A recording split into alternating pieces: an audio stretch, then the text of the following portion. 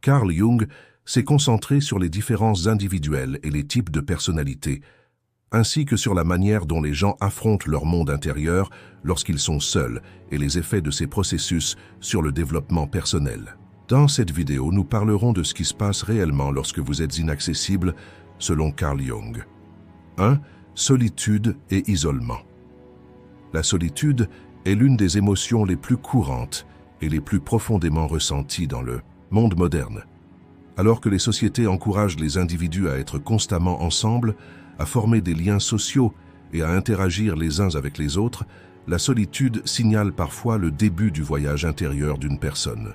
Dans ses œuvres examinant la complexité et la profondeur de l'âme humaine, Carl Jung souligne que la solitude peut être considérée non seulement comme une déficience ou un trouble social, mais aussi comme un outil important pour le développement individuel. La solitude, cet état d'isolement du monde extérieur, est en réalité un voyage dans son propre monde intérieur, une opportunité de plonger dans les profondeurs de l'inconscient. Selon Jung, les moments de solitude offrent à un individu des opportunités cruciales pour affronter ses réalités existentielles et acquérir une connaissance de soi. Jung considère la relation entre une personne et la société comme un espace d'interaction à travers lequel il peut trouver l'équilibre dans son monde intérieur. Les interactions constantes que nous vivons dans le monde extérieur, les opinions des autres et les pressions de la société façonnent constamment l'individu. Cependant, les interactions sociales peuvent souvent créer un conflit avec le véritable moi d'un individu. C'est là qu'entre en jeu la solitude. Lorsqu'une personne est laissée seule, elle entre dans une période au cours de laquelle elle est purifiée des sons du monde qui l'entoure et commence à entendre sa propre voix intérieure. La solitude est une opportunité pour l'individu d'affronter ses propres peurs, ses faiblesses et ses désirs secrets. Plonger dans ces profondeurs du monde intérieur permet de comprendre son vrai moi et d'établir l'équilibre entre soi et l'ombre. La solitude ne signifie pas être coupé du monde extérieur. Au contraire, l'individu peut se séparer temporairement du monde extérieur afin de s'explorer plus en profondeur. La solitude est une étape importante au début de ce voyage d'individuation. Trouver la paix intérieure et l'équilibre ne consiste pas seulement à se conformer aux vérités des autres. Lorsqu'une personne est laissée seule, elle retrouve son contrôle intérieur, affronte ses propres valeurs et désirs et change sa perspective sur la vie et les gens. Reconnaître son identité intérieure est un processus façonné par les concepts psychologiques profonds de Jung. Parce que la solitude permet à une personne de faire son voyage intérieur malgré toutes les influences venant de l'extérieur. Cependant, la solitude et l'isolement peuvent signifier différentes choses pour différentes personnes. Pour certaines personnes, cela peut être une forme d'évasion, tandis que pour d'autres, cela signifie un processus de découverte profonde. Jung décrit la solitude comme un tournant dans le développement spirituel de l'individu. Lorsqu'une personne est laissée seule, elle rencontre des émotions refoulées, des traumatismes et des problèmes non résolus dans son subconscient. Dans les moments de solitude, une personne commence à voir sa propre ombre, ses conflits intérieurs et ses désirs refoulés. Jung soutient que ces processus sont indispensables à un développement personnel sain. La solitude peut être effrayante, mais c'est aussi une expérience nécessaire à la croissance et au développement spirituel d'une personne. La solitude, vue sous un autre angle, est une période au cours de laquelle une personne se confronte profondément à elle-même et construit des significations dans son monde intérieur, loin des exigences et des interactions provenant du monde extérieur. Du point de vue psychanalytique de Jung, cette solitude peut être la clé pour atteindre la plénitude intérieure et la transformation personnelle. La relation qu'une personne établit avec la solitude détermine la manière dont elle maintiendra sa santé mentale et son intégrité. Un individu qui s'affranchit des modèles imposés par la société et cherche sa propre voie acquiert finalement la capacité de se comprendre lui-même et de comprendre le monde plus profondément. Cette exploration intérieure peut parfois être un processus difficile, mais Jung souligne que l'acceptation de soi-même et de son ombre permettra finalement à une personne d'émerger en tant qu'individu à part entière. 2. Apprendre à connaître l'inconscient. Plonger dans les profondeurs de l'inconscient signifie comprendre l'un des aspects les plus complexes et les plus puissants de la psyché humaine. La contribution la plus importante de Carl Jung à la psychologie et peut-être sa définition de l'inconscient individuel et collectif. Bien que l'inconscient puisse sembler être une zone difficile d'accès pour les gens, selon Jung, cette zone est une porte qui s'ouvre sur les couches formatrices, créatives et profondes de la psyché humaine. Dans les moments de solitude et d'isolement, lorsque l'individu se déconnecte du monde extérieur et se tourne vers son monde intérieur, les portes de l'inconscient commencent à s'ouvrir plus largement.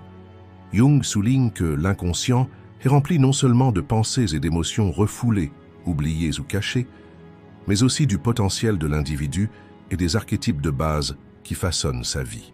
Commencer à plonger dans les profondeurs de l'inconscient peut être assez déstabilisant au début, car cette zone est remplie de bagages émotionnels souvent ignorés ou réprimés, que l'individu doit affronter avec son vrai moi. Lorsqu'une personne va au-delà de son interaction limitée avec l'esprit conscient, elle rencontre des traumatismes refoulés, des peurs et des désirs cachés. Cependant, selon Jung, ces rencontres ne contribuent qu'au processus de guérison et d'intégration spirituelle de l'individu. Lorsqu'une personne est seule, elle a la possibilité de retourner davantage dans son monde intérieur, et c'est là qu'elle commence à recevoir des messages des profondeurs de son inconscient. Ce processus peut parfois être complexe et sombre, mais il constitue également une étape nécessaire vers la transformation. Jung voit la connaissance de l'inconscient par l'homme comme un progrès vers la découverte de son potentiel et vers le fait de devenir un individu. Un autre aspect important de l'inconscient est la relation avec les archétypes. Jung définit les archétypes comme des figures universelles et historiques qui résident dans l'inconscient collectif de l'homme. Ces archétypes représentent des états potentiels, des figures et des histoires qui résident dans chaque individu. L'influence de ces archétypes devient plus apparente lorsque l'individu est laissé seul et davantage confronté à l'inconscient. Les archétypes sont des images, des symboles et des forces qui, dans un sens, représentent les expériences intérieures profondes d'une personne. L'inconscient devient plus apparent dans les moments de solitude, ce qui peut également faire remonter à la surface les conflits internes de l'individu. Selon Jung, les conflits dans l'inconscient peuvent menacer la santé mentale de l'individu, mais ils contiennent également des blessures profondes et des problèmes qui doivent être résolus. La résolution de ces conflits fait partie du processus d'individuation et ne peut être résolue qu'en plongeant dans les profondeurs de l'inconscient. Par exemple, lorsqu'une personne se sent seule et abandonnée, un archétype ou un symbole de ses sentiments peut apparaître dans l'inconscient. Le fait que l'inconscient joue un rôle si important signifie que la solitude et l'isolement intérieur offrent en réalité une opportunité très précieuse. Lorsqu'une personne entre dans l'inconscient, elle rencontre non seulement des traumatismes passés, mais aussi des symboles et des archétypes significatifs dans sa vie. Selon Jung, plonger dans les profondeurs de l'inconscient permet à l'individu de se connaître lui-même de manière plus globale. Lorsqu'une personne est seule, elle commence à acquérir davantage de connaissances de son propre inconscient. Cela permet non seulement de guérir les blessures du passé, mais peut également ajouter un nouveau sens à la vie d'un individu. Du point de vue de Jung, la richesse qu'offre l'inconscient pour comprendre le monde intérieur permet à l'individu d'établir une connexion profonde avec lui-même et de tirer plus de pouvoir de cette connexion. Bien que la rencontre avec l'inconscient soit un processus qui se déroule pendant la solitude, cette solitude devient aussi le plus grand professeur de l'homme. Jung affirme que chaque exploration dans l'inconscient permet à l'individu de faire un pas de plus dans son cheminement spirituel. La solitude est une période au cours de laquelle la conscience de l'inconscient augmente et les archétypes et les symboles acquièrent plus de sens. Dans ce processus, les gens affrontent leurs propres peurs, leurs faiblesses, leurs forces et leurs potentiels. Selon Jung, cette confrontation n'est pas seulement un traumatisme, mais aussi un réveil. Plonger dans les profondeurs de l'inconscient est une étape nécessaire pour qu'une personne puisse se découvrir et progresser dans son voyage intérieur. 3. Ombre. Émergence des aspects refoulés. L'un des concepts les plus profonds et les plus frappants que Carl Jung a introduit dans le monde de la psychanalyse est l'ombre. Selon Jung, l'ombre, qui est une partie importante de la psychologie humaine, désigne tous les aspects intérieurs que l'individu rejette consciemment, réprime ou a du mal à accepter. Ces aspects refoulés se manifestent souvent par des traits négatifs et effrayants. Mais ces caractéristiques ne sont pas seulement négatives. L'ombre représente les aspects invisibles et inconscients de la personnalité d'un individu. Et ces aspects sont souvent réprimés par les normes sociétales et les valeurs personnelles. L'ombre contient non seulement les aspects sombres, mais aussi le potentiel, la force et d'autres attributs précieux de l'individu que l'esprit conscient rejette. Dans les moments de solitude et d'isolement, l'individu se rapproche de l'inconscient et ce processus fait que l'ombre devient plus apparente. L'ombre est la source de nombreux conflits dans la vie d'une personne. Cette zone sombre, façonnée par les normes imposées par la société et par l'individu lui-même, empêche l'individu d'accepter pleinement son vrai moi. Une personne forme une certaine personnalité en fonction des exigences de la société et de son environnement. Carl Jung considère la confrontation à l'ombre comme faisant partie du processus d'individuation. À mesure qu'une personne reconnaît et accepte son ombre, elle progresse vers la réalisation de son intégrité intérieure. Cependant, ce processus peut être inconfortable au début, car l'ombre représente des aspects de la personne qui ne sont pas agréables ou acceptables. Une personne ne veut pas affronter son ombre, car elle lui montre un côté de lui-même qu'elle ne reconnaît pas et dont elle a peut-être peur. L'ombre, dans un sens, représente les aspects les plus sombres de la personne. Mais cette obscurité ne se limite pas à la seule négativité.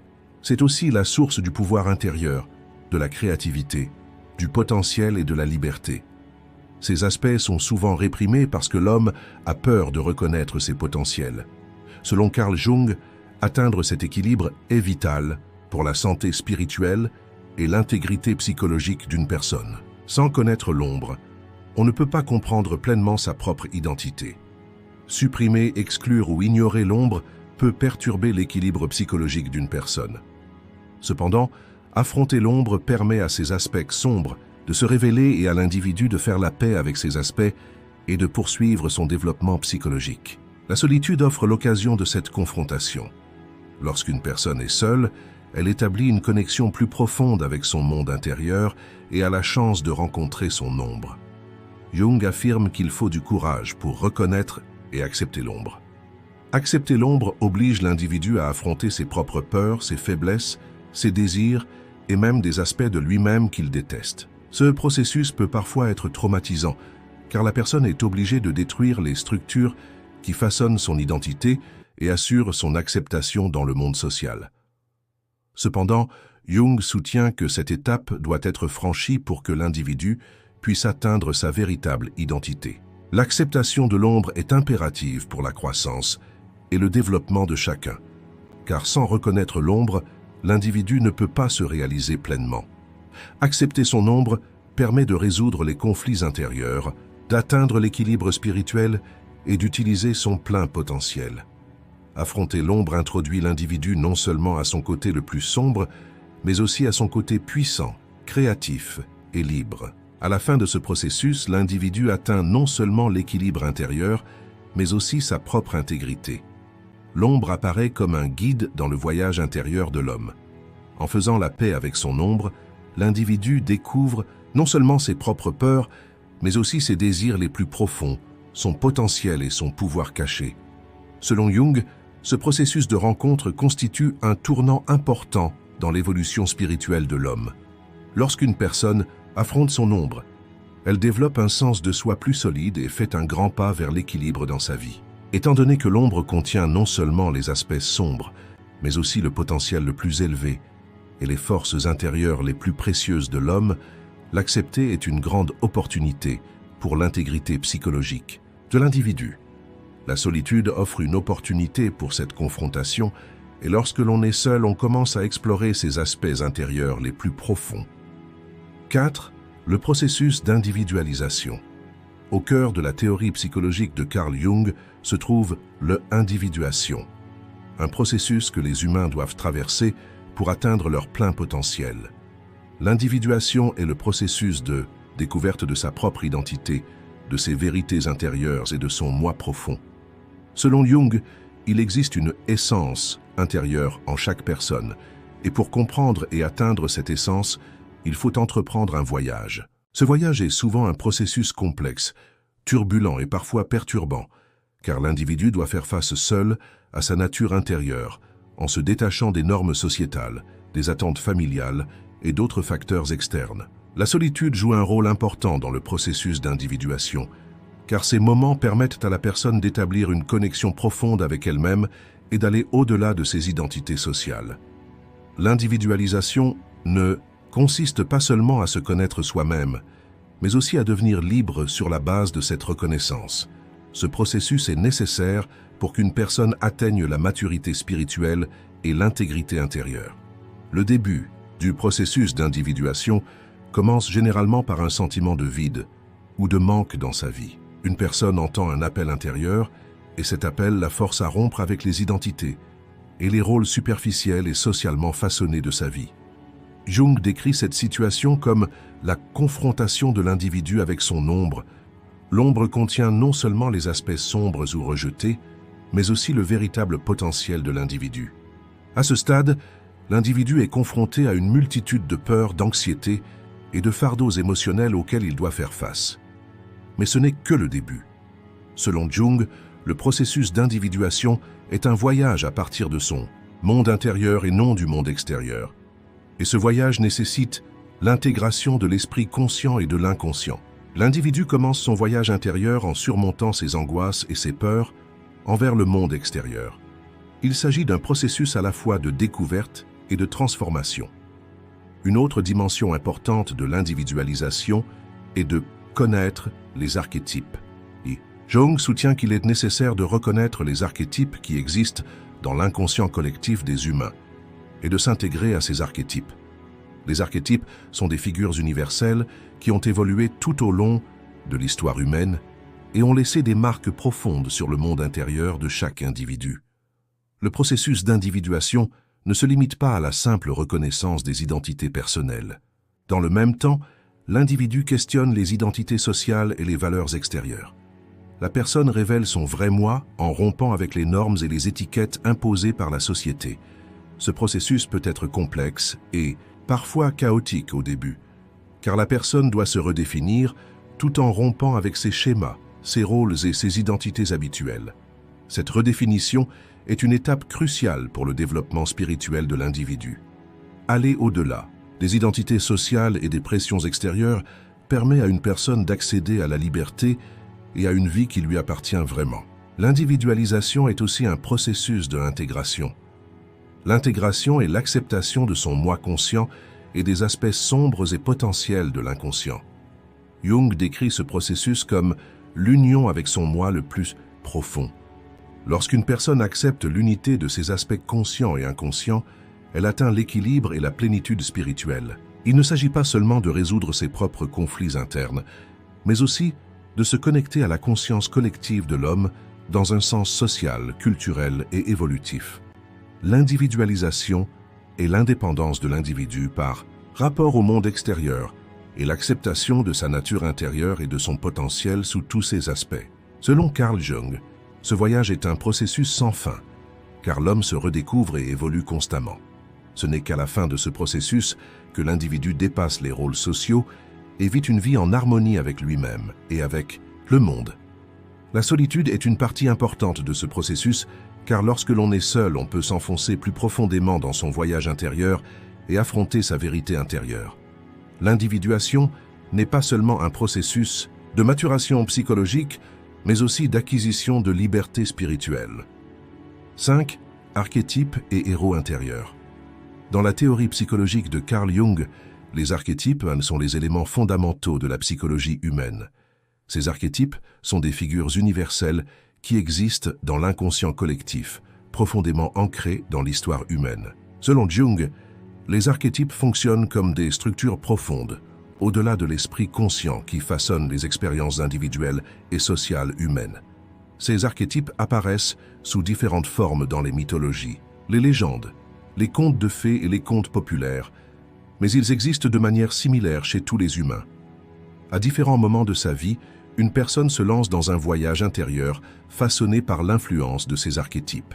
La théorie des archétypes de Jung permet aux gens d'établir une connexion plus profonde avec leur inconscient et leur monde intérieur. L'émergence du héros intérieur comme l'un des représentants les plus forts de ces archétypes est une partie importante du développement spirituel et du processus d'individuation d'une personne. Les archétypes ne sont pas simplement des figures de l'inconscient collectif. Ils sont également considérés comme des constructions qui existent profondément en chaque individu. Selon Jung, les archétypes servent en quelque sorte de modèle dans le monde intérieur de l'homme, à un niveau inconscient. Chaque personne rencontre et interagit avec ces archétypes à un moment donné de sa vie. Le héros intérieur est l'une des figures marquantes de la théorie des archétypes de Jung. Le héros symbolise les processus de transformation majeurs dans la vie d'une personne. Le héros est généralement confronté à une menace du monde extérieur et s'engage dans une grande lutte intérieure pour surmonter cette menace. Cependant, à la fin de cette lutte, le héros non seulement vainc un ennemi extérieur, mais connaît également un changement majeur dans son monde intérieur. Selon Jung, le héros intérieur symbolise la transformation psychologique de l'individu. Le héros se lance dans un voyage, et les défis et les obstacles qu'il rencontre au cours de ce voyage lui donnent de nouvelles compétences, révèlent ses forces intérieures et le guident sur le chemin pour atteindre son vrai moi.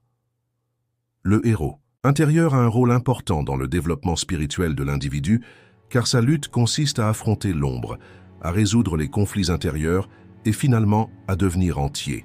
Le voyage du héros intérieur suit une structure classique, communément appelée voyage du héros. Ce voyage commence d'abord par un sentiment de manque, de vide ou de malaise dans le monde du héros. Le héros se lance dans une aventure avec une sorte de vocation, mais cette vocation signale souvent une détresse intérieure, un vide ou une crise existentielle. Le héros résiste d'abord à cet appel car le changement et la transformation peuvent toujours être inconfortables et effrayants.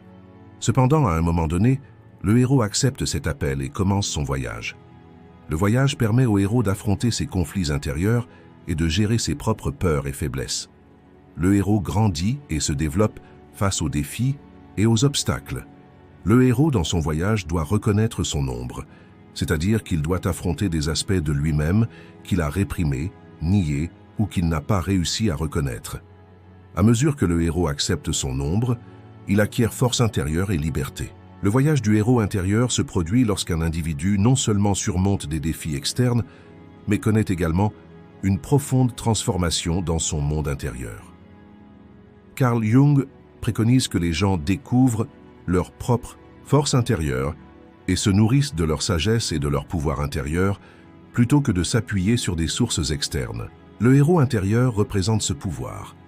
Alors que le héros fait face aux difficultés de sa vie, il trouve son sauveur intérieur.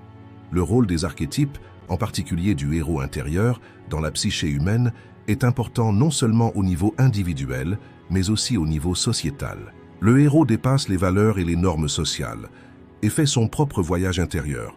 Et ce processus transforme non seulement lui-même, mais aussi la structure sociale.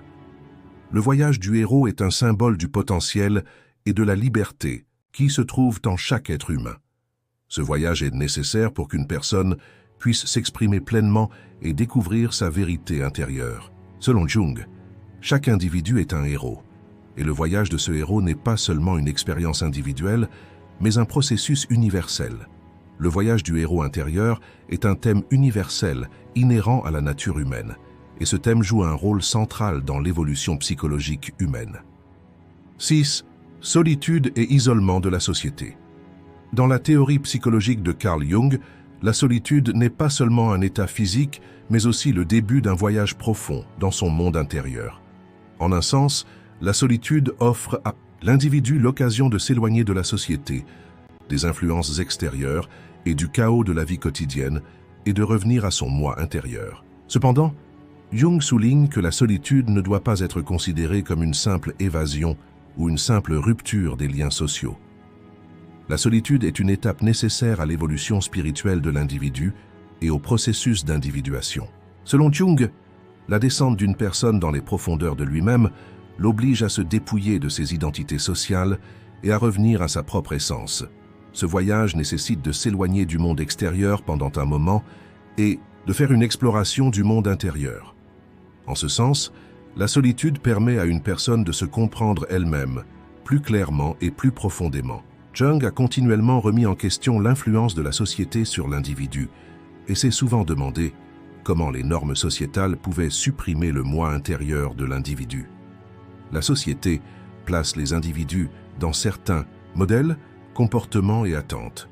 Chaque personne joue un rôle au sein de ces structures sociales et au fil du temps, ces rôles peuvent conduire l'individu à s'éloigner de son véritable moi. Se retirer de la société signifie non seulement une séparation physique, mais aussi une distanciation spirituelle. Pour beaucoup de gens, la société signifie une pression constante, des attentes et des impositions identitaires. Le concept d'ombre de Carl Jung fait référence aux aspects refoulés ou rejetés d'une personne qui reste en dehors de son moi conscient. Cette ombre est constituée des émotions, des désirs et des peurs refoulées qui sont généralement cachées des identités et des masques sociaux. Un individu qui s'éloigne de la société affronte cette ombre plus profondément. La solitude nécessite cette confrontation, car lorsqu'une personne s'éloigne des facteurs extérieurs, elle peut mieux reconnaître son ombre. La société et le monde extérieur forment un domaine dominé par l'esprit conscient. Cependant, dans les moments de solitude, les portes de l'inconscient s'ouvrent et l'individu se familiarise avec les symboles, les archétypes et les rêves de cet inconscient. Ces éléments inconscients guident l'individu dans son voyage intérieur et le conduisent à une compréhension plus profonde de lui-même. Ce processus peut parfois mettre en lumière les points noirs psychologiques, les peurs et les souvenirs refoulés d'une personne dans l'inconscient. Cependant, ce voyage sombre aide non seulement la personne à se connaître elle-même, mais lui donne également force intérieure et liberté. Selon Jung, le processus de solitude est une partie indispensable du voyage d'individuation de l'individu. L'individualisation est la découverte par la personne de sa propre vérité intérieure, indépendamment des identités sociales, des habitudes et des normes. Cependant, cela nécessite souvent la solitude et l'isolement de la société. Alors que la société façonne les identités et les rôles externes de l'individu, le processus d'individuation nécessite de se débarrasser de ces rôles et de ne trouver que le vrai soi. Carl Jung affirme également que la solitude et la séparation de la société sont un processus de purification spirituelle. L'influence de la société sur l'individu façonne parfois tellement la personne qu'elle peut se perdre. La solitude offre l'opportunité de redécouvrir cette identité perdue. Lorsqu'une personne s'éloigne de la société, elle se libère du bruit du monde extérieur et se rapproche de sa vérité intérieure. Ce processus peut être difficile au début, car l'individu est obligé de renoncer à rechercher un soutien et une approbation externe. Cependant, selon Jung, cette solitude symbolise une sorte d'éveil intérieur. Lorsqu'un individu est laissé seul, il se découvre plus profondément et trouve sa force intérieure et sa liberté. Ce voyage donne finalement à l'individu une véritable paix intérieure et un véritable équilibre. S'éloigner de la société permet à l'individu de se débarrasser de ses masques et de ses rôles sociaux et de revenir à son vrai moi. Ce processus peut parfois être inconfortable et difficile, mais il conduit finalement l'individu vers un moi plus libre, plus fort et plus authentique. La solitude n'est pas seulement une échappatoire, c'est un tournant important dans l'évolution spirituelle d'une personne, et ce processus est nécessaire à la maturation spirituelle et à la libération. 7. Position contre la critique et la peur. Parmi les théories et concepts psychologiques de Carl Jung, l'évolution intérieure de l'homme et le processus d'individuation sont parmi les thèmes les plus évidents et les plus discutés. Dans le cadre de ces processus, la confrontation des individus avec les peurs et les situations critiques qu'ils rencontrent inévitablement dans leur vie occupe une place importante dans le monde théorique de Jung. La peur n'est pas seulement un produit de l'inconscient humain, mais aussi l'un des obstacles rencontrés pour atteindre le véritable moi de l'individu. Jung ne considère pas les peurs simplement comme une faiblesse. Au contraire, il soutient qu'il s'agit d'une opportunité de découvrir le potentiel, de pouvoir cacher dans ses peurs et ses critiques. Selon Jung, affronter ces moments d'été critiques et ces sources de big peur fait partie intégrante de la croissance et de la transformation. Cela signifie que l'individu doit reconnaître et admettre ses peurs et ses angoisses profondément ancrées en lui. Mais faire la paix avec ses peurs et les affronter n'est pas seulement une étape vers la maturation spirituelle, c'est aussi la clé pour atteindre la véritable liberté et l'individualité. À mesure que l'individu commence à se retirer de la société et du monde extérieur, les peurs deviennent souvent plus prononcées.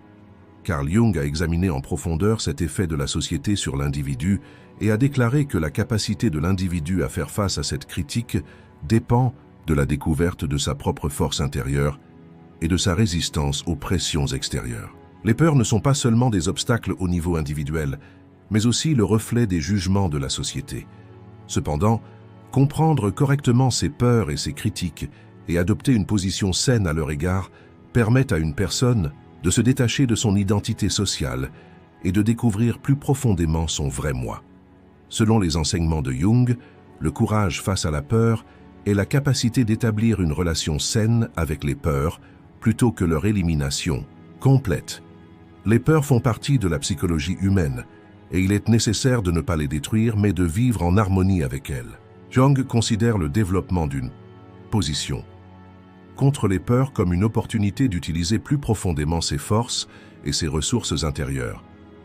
Carl Jung affirme que la réaction aux critiques et aux jugements extérieurs est parallèle aux peurs. La société évalue constamment l'individu et ces évaluations peuvent affecter directement la santé mentale de l'individu. Les gens deviennent souvent sur la défensive lorsqu'ils sont confrontés à des critiques extérieures. Cependant, selon Jung, les critiques et les jugements externes sont le reflet des propres évaluations internes de l'individu. Faire face à la critique extérieure montre un manque de confiance intérieure.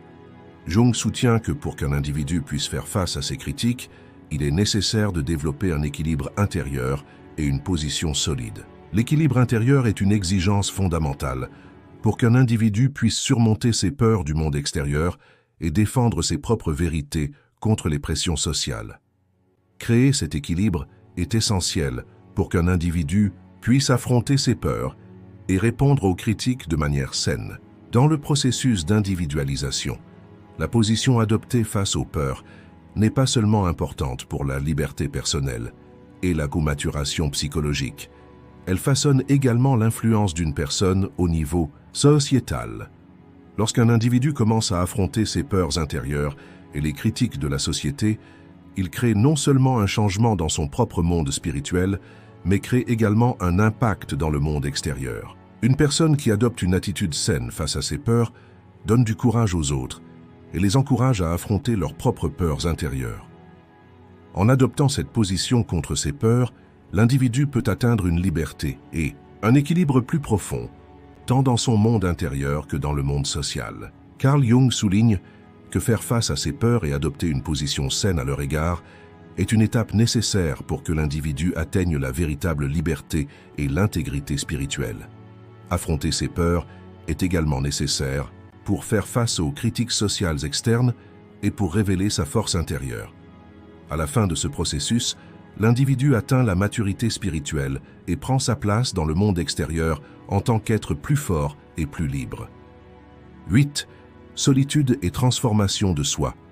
Les analyses approfondies et les découvertes psychologiques de Carl Jung nous aident à comprendre comment la solitude et la transformation intérieure jouent un rôle central dans l'évolution intérieure de l'homme. La solitude n'est pas seulement un état d'isolement, mais aussi un processus dans lequel l'individu revient à sa propre essence et réalise son évolution spirituelle. Selon Jung, le fait de devoir se conformer aux attentes sociales, aux rôles familiaux, au système éducatif et à d'autres modèles de la société tout au long de sa vie peut conduire l'individu à supprimer sa véritable identité et son essence. Jung considère l'individuation comme le summum de la transformation intérieure humaine. L'individualisation est le processus par lequel une personne se libère des identités sociales, des rôles stéréotypés et des attentes et atteint sa propre réalité intérieure. La solitude est le point de départ de l'individualisation car être seul permet d'entrer dans son propre monde intérieur indépendamment des facteurs extérieurs. D'une part, l'individu reconnaît ses traumatismes passés, ses émotions et ses angoisses refoulées, et d'autre part, il surmonte ses obstacles et construit un moi intérieur plus fort. Ce processus de transformation s'approfondit avec la solitude, car la solitude laisse une personne seule avec son monde intérieur, afin que la personne puisse se familiariser avec les différents aspects de son moi intérieur. Du point de vue de Jung, ce type de transformation libère non seulement l'individu, mais lui offre également une vie plus significative et plus profonde. Cependant, bien que la solitude et la transformation intérieure puissent être considérées comme un processus de renaissance, Jung souligne également que ce voyage n'est en aucun cas un processus indolore et sans problème. La transformation intérieure, parallèlement à l'expansion de la conscience, fait remonter à la surface les aspects refoulés et sombres de l'inconscient. Cela peut parfois laisser l'individu face à une expérience difficile et traumatisante. Jung décrit cette période comme une confrontation avec l'ombre. L'ombre représente tous les aspects sombres que l'individu cache à son moi conscient, à son identité sociale. Ces aspects sont généralement les caractéristiques que nous n'aimons pas, nos désirs refoulés, nos peurs, et les aspects qui vont à l'encontre des normes sociales. La solitude permet à cette ombre de faire surface et affronter ces aspects permet l'acceptation de soi et l'accomplissement. Selon Jung, le processus d'individuation n'est pas complet sans cette confrontation. À mesure qu'une personne accepte son ombre, elle devient un être plus complet. Carl Jung décrit ce processus comme l'individuation et dit que durant ce processus, l'individu révélera des ressources intérieures et un potentiel qu'il n'avait pas remarqué auparavant. Ce potentiel n'exprime qu'un domaine qu'une personne peut explorer dans la paix intérieure et la sérénité en s'isolant du monde extérieur. Si la solitude oblige les gens à affronter leurs peurs, elle les aide également à trouver leur force intérieure et leur liberté. Le retour à son moi intérieur fait finalement de nous un être plus libre, plus conscient et plus fort. Cette transformation transforme non seulement l'individu, mais aussi le monde qui l'entoure, car l'individu contribue à la société de manière plus saine, plus originale et plus équilibrée, avec la paix et l'équilibre qu'il trouve dans la solitude. Carl Jung souligne que ce processus de transformation peut être douloureux et difficile, mais qu'il amène finalement l'individu à une vie plus équilibrée, plus originale et plus significative. La solitude doit être considérée comme un processus de purification, de libération et de transformation dans le développement spirituel de l'individu, et doit être évaluée comme une opportunité d'établir une connexion plus profonde avec son moi intérieur. Dans cette vidéo, nous avons parlé de ce qui se passe réellement lorsque vous êtes inaccessible, selon Carl Jung. Si vous avez trouvé ce contenu utile, n'oubliez pas de vous abonner à notre chaîne et d'aimer la vidéo. De cette façon, nous pouvons vous fournir plus de contenu pour vous inspirer dans notre parcours d'amélioration continue. Merci.